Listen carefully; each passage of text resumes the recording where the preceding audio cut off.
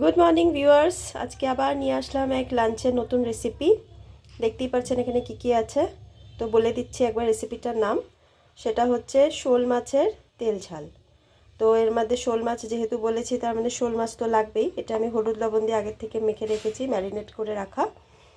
এখানে লাগছে হচ্ছে একটা টমেটো, একটা পেঁয়াজ, একটু আদা আর অল্প একটু 2-3 কোয়া রসুন। আর এখানে কিছু কুচনো পেঁয়াজ আছে, অল্প আলুটা দেখছেন কিভাবে কাটা, ধনেপাতা। আর গুঁড়ো মশলার মধ্যে লাগছে হলুদ গুঁড়ো, ধনে গুঁড়ো, জিরের গুঁড়ো, শুকনো লঙ্কার গুঁড়ো আর রং গুঁড়ো। এটা আপনি কাশ্মীরি লঙ্কা ওটাটা দিয়ে আপনি। তো দেখা যাক কিভাবে বানাই। তো এইভাবে কিভাবে বানাচ্ছি রেসিপিটা এখন দেখি। এই যে গোটা টমেটো, পেঁয়াজ, আদা, রসুন যে ছিল সেটা একবার মিক্সিতে একবার পেস্ট করে নিচ্ছি। তো পেস্ট করার পর দেখাচ্ছি। দেখতে পাচ্ছেন ফাইন একটা পেস্ট হয়ে গেছে। তারপরে এখন কড়াইটা চাপিয়ে দিচ্ছি। কড়াইটা চেপে গেল, এবার স্টার্ট হবে আমাদের রান্না। এবার দেওয়া হবে সরষের তেল। সরষের তেল চলে গেল কড়াইতে। এবার মাছটা আমরা এক এক করে ভেজে নেব।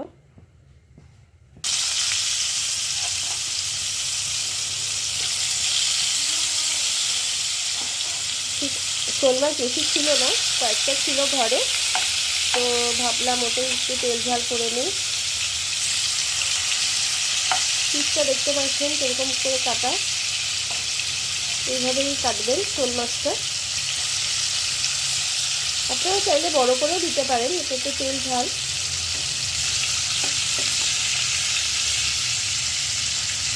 দেখুন মাছ ভাজা হয়ে গেছে, এবার এক এক করে তুলে নেওয়া হবে। শোল মাছ ভাজা কিন্তু খুব কড়া করে ভাজবেন না, যেহেতু মাছগুলো জিওল মাছ হয়, পরে এগুলো শক্ত হয়ে যায়। মানে শোল মাছ 2 পিটি হালকা হালকা করে ভাজবেন। এবার এই তেলে আলুগুলো ভাজা হবে। আলুগুলো দিয়ে দিচ্ছি।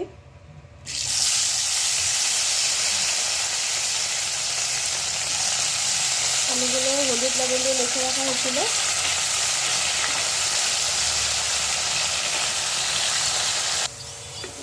আলুগুলো ভাজা হয়ে গেল, এবার আমরা উঠিয়ে নিচ্ছি আলু ভেজে।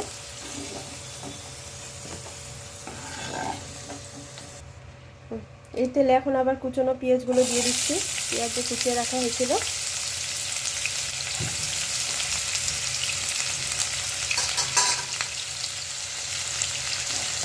ভাজা ভাজা তো লালচে করে ভেজে নিতে হবে পেঁয়াজটা। দেখুন এখন একটু লবণ দিয়ে দেবেন, তাহলে পেঁয়াজটা জলদি ভাজা হয়ে যাবে। দেখুন পেঁয়াজটা ভাজা ভাজা হয়ে গেছে। এবার ওই যে পেস্টটা করা হয়েছিল পেস্টটা দিয়ে দিচ্ছি। টমেটো, পেঁয়াজ, আদা রসুনের পেস্টটা দিয়ে এবার মশলাটা কষানো হবে। গুঁড়ো মশলা যাবে এটা এখন। গুঁড়ো মশলাগুলো একটা মিশ্রণ তৈরি করে নেব। জিরা, ধনে, হলুদ গুঁড়ো, শুকনো লঙ্কার গুঁড়ো, কাশ্মীরি মির্চ, সব একটা মিশ্রণ তৈরি করে তারপরে দেওয়া হবে। এই যে মশলাগুলো আমি জলটা এবার দিয়ে দেবো। এই দেখুন কালারটা দেখুন। এবার মশলা কষানো হবে ভালো মতন। দেখতেই পাচ্ছেন মশলাটা মিডিয়াম টু লো হিটে করবেন, আর যত পারবেন মশলাটা এইভাবে সাঁতলাবেন। যত মশলা কষানো হবে তত টেস্ট উঠবে সবজির, যে কোনো সবজির। ঠিক এইভাবে বাড়িয়ে দিবেন না, লো টু মিডিয়াম হিটে এভাবে কষাতে থাকবেন।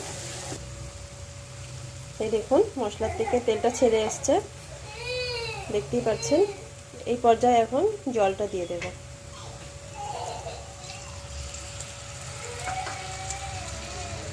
পরিমাণ মতো দেখো খুব একটা জল যাবে না, যেহেতু এটা তেল ঝাল, এটা একটু শুকনো শুকনো হবে, মাখা মাখা। তো ঝোলটা ফুটে উঠেছে, এবার আলুগুলো আগে ছেড়ে দেবো। আলুগুলো ছেড়ে একটু আলুটা সে যতটুকু সেদ্ধ হওয়ার আর একটু হবে। আলু দেওয়ার পরে মোটামুটি আর একটু ফুটে উঠেছে, এবার মাছটা দিয়ে দেবো। মাছটা দিয়ে আর একটু ফোটানো হবে, ভালো মতন ডুবিয়ে দিতে হবে ঝোলে।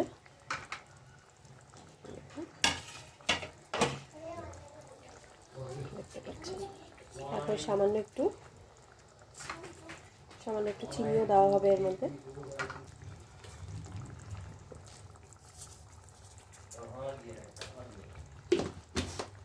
চিনিটা দিলে বেশ ব্যালেন্স হয় টেস্টটা।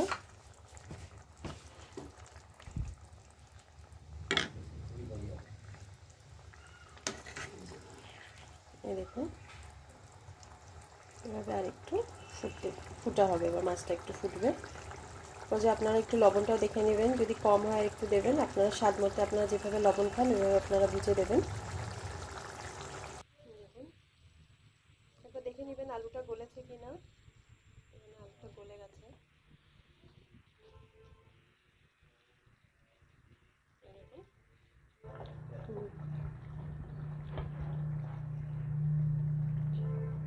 সামান্য একটু ফুটলে আমরা ধনেপাতাটা দিয়ে দিচ্ছি এখন। এই ধনেপাতাটা দিয়ে দিলাম।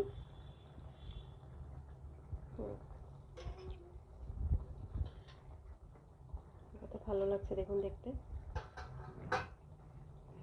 এবার একটু ঢেকে দিব এবার। এই দেখুন, এই হলো শোল মাছের তেল ঝাল। এই শুধু শোল মাছ না, এটা আপনি যে কোনো মাছ দিয়ে আপনি এইভাবে তেল ঝাল করে বানিয়ে দেখতে পারেন, দারুণ লাগে খেতে। আপনি এইভাবে কাঁচা লঙ্কা চিড়ে ধনেপাতা দিয়ে গার্নিশ করে দিলেন, দেখুন কত ভালো লাগছে দেখতে। আর গেস্ট আসলে আপনারা ঝটপট করে এইভাবে, বেশিক্ষণ লাগেও না সময়, ঝটপট রান্না হয়ে যায়, খুব তাড়াতাড়ি রেসিপিটা বানিয়ে নেওয়া যায়। তো আপনারা এইভাবে একবার বানিয়ে দেখবেন, কেমন লাগে জানাবেন, কমেন্ট করবেন, আর ভালো লাগলে লাইক, শেয়ার আর সাবস্ক্রাইব করবেন। থ্যাংক ইউ, আর ভালো থাকবেন, সুস্থ থাকবেন।